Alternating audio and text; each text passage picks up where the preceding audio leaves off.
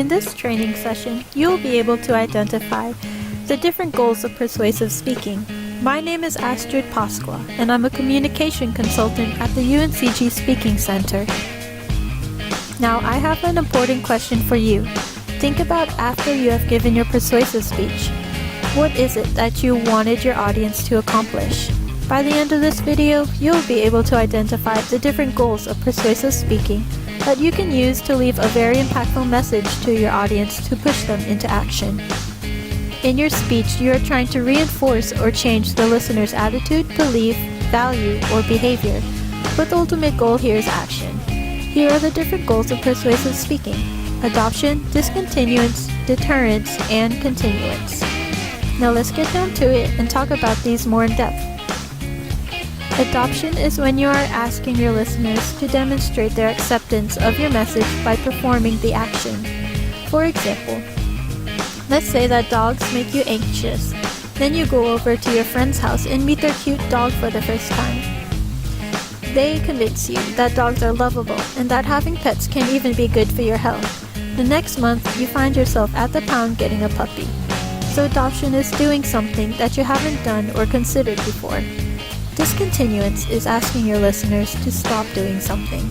For example, you find out your friend uses the phone and drives at the same time. You care for their safety and tell them the risk that they could face if they keep doing it. Hopefully, they would listen and stop their habit. Deterrence is when you ask the listeners to avoid a certain behavior altogether. For example, back in high school during driver's ed, the instructor would always warn us about the dangers of drinking and driving.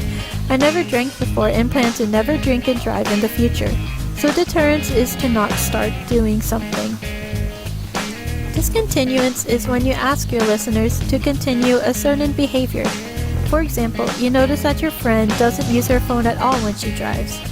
You reinforce her behavior by telling her you're glad she doesn't use her phone while on the road.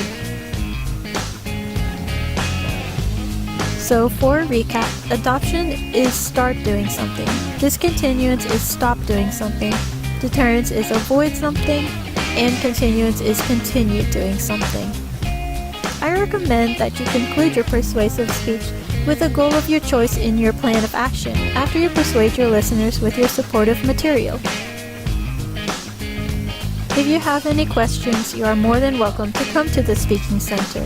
You can also call us at 336-256-1346 or visit our website at www.speakingcenter.uncg.edu. Hope this video helped and good luck!